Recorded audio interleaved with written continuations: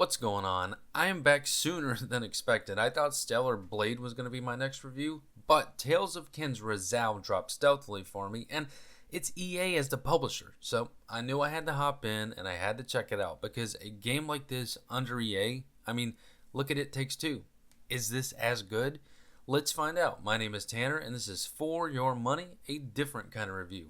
Zhao's father has passed away, and unable to cope with his parting, Zhao does his duty as a shaman and seeks out the god of death, Kalunga.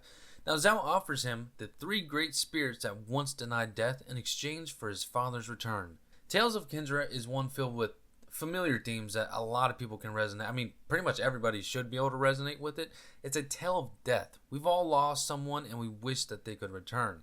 Zhao actually has the capability to do so for his father, but how much is going to take a toll on his character, and what valuable lesson is he going to learn from this? It's a beautiful story with dynamic characters that help bring this heart-wrenching tale to life. It's very reminiscent of Dante's Inferno, with Kalunga acting as Zhao's vigil, and instead of Beatrice, it's his father.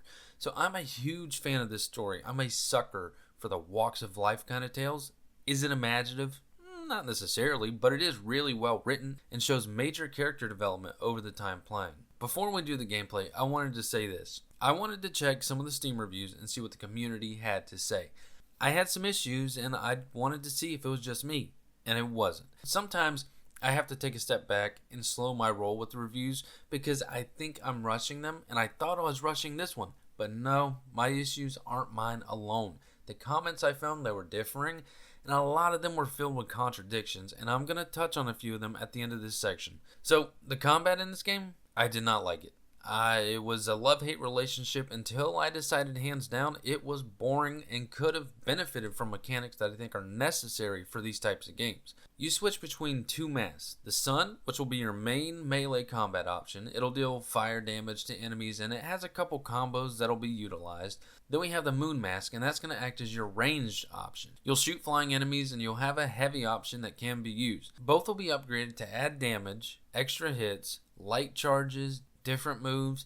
These are the things that will be needed to go forth defeating enemies in this Bantu-inspired land. There aren't a lot of upgrades, and they are easily obtained through XP by either killing enemies or finding collectibles around the map. The bad for me comes in multiple forms. There are a lot of enemies that are going to have shields, and they correspond with which mask you need to use to bring it down. Red for the sun and blue for the moon, which I do think it is a neat concept to get players using both of the combat options, but remember, sun is melee, moon is ranged. So when you have a flying enemy with a red shield, it is a pain in the ass to get their health down. This is due to the air combat being almost non-existent. Now the only thing you really can do for the flying enemies is shoot them. You can directionally hit, and you can hit while jumping, but not an air combo that's going to extend the air time, or anything tight that would make sense to having a flying enemy with a sun shield. All this does is add to the irritation to the current battle at hand, because all while you're trying to hit that enemy with the only ranged attack that the sun mask has, a slow sun spear, you're dodging in and out of enemy attacks. There is no parry or block in this game, so you have to dodge. And the one parry mechanic that you do have, it only deals with projectiles, and that is handy. But the devastation comes from the melee enemies that you can only dodge directionally. Dodging is fine, but some of the stages that you battle in are not set right for this kind of combat. With dodge being your only chance of evading, you got a choice, left or right. And sometimes the only option is into a pit of insta-kill spikes, or a wall close to the enemy who might decide to switch their stance at the last second and attack you. The way that you could cheat all this is to use a freeze bolt on every enemy and beat them to a pulp and keep doing that over and over, but that's just, there's no fun in that. And sometimes you're going to knock an enemy off a mushroom, and next thing you know, you're playing Duck Hunter.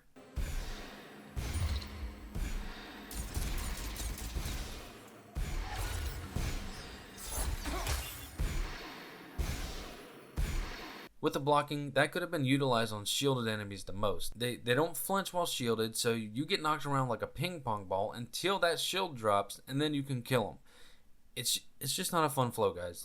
This was the least designed part of the game, and it truly shows. The platforming is about what you would expect. Jump the pits, avoiding the dangerous traps, sometimes jumping right into another trap, or you're going to make it to the other side.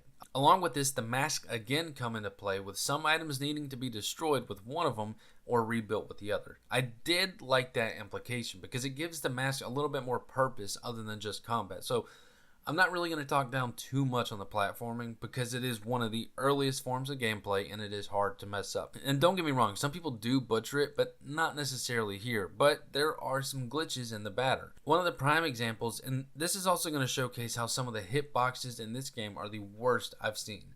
I had to push a box over the ledge, and if you get crushed by any platform, you die. That's the rule of the game. I pushed this box off, it tilted, and it killed me. I've never seen anything like this before, and I was pretty surprised. Yeah, hitboxes in this game will mess you up with a lot of the traps. Swearing you dodged, and you probably did. I'm not denying you, but you're still dead. Other than that, though, the later upgrades are going to enhance the flow to the better designed portions of the levels as to be expected in Metroidvania. And do use that term light because backtracking in this game is at an all-time low, and there are going to be markers on the map, not on screen. They're going to be on your map to guide you to the next objective. For the overall section, it's bland. The gameplay is not there, and I think it's rather obnoxious. One of the reviews I had read said it was a chill game, and then later they explained how you had to get good. That's oxymoronic in terms of gaming, and we know that because we know where get good comes from. Chill is on guard. Chill is Stray. Chill is Lawnmower Simulator. The gameplay here is anything but because of how frantic, rushed, and incomplete everything feels. The design, that's why I bought this damn game to begin with. They had a neat idea for Bantu Mythos, and they created a world of beautiful treachery. Set pieces that bring effect to the story being told of a crumbling world, music adds undertones to the happenings around you, and a cast of voice actors who are nothing less than professionals in their field, and they deserve the highest praise for it because they put their heart and soul into the characters, and it really did help bring them to life. Their art direction alone is why I chose to buy this game. It's catching, and it refuses to let your attention go. You never know what kind of scene is waiting for you at the end of the screen. So here are some clips of the overall design. Every sky has its clouds. Impundulu was no different.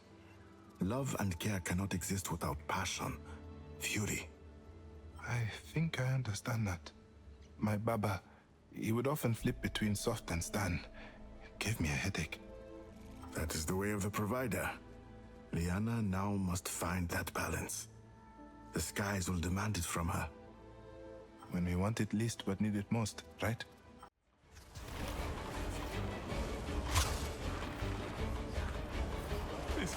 Please, no!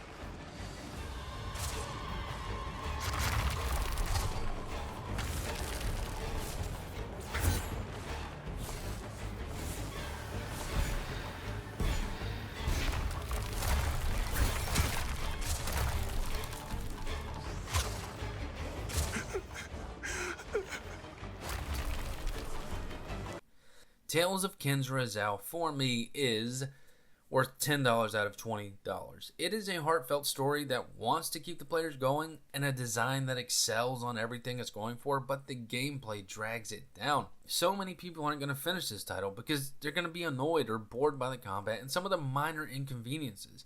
If you do finish, good for you. It really was a story that should have been enjoyed, but if you don't, who's going to blame you? I'm not. Keeping attention is hard, but it is a must-do in gaming. If the gameplay could have cooked just a little bit longer, then I think we really would have had one of the next great indies on our hand. Some aren't going to like this review, and I get it. I respect your love for this title, but this is just my opinion. That's all I got, folks, and I will be back soon.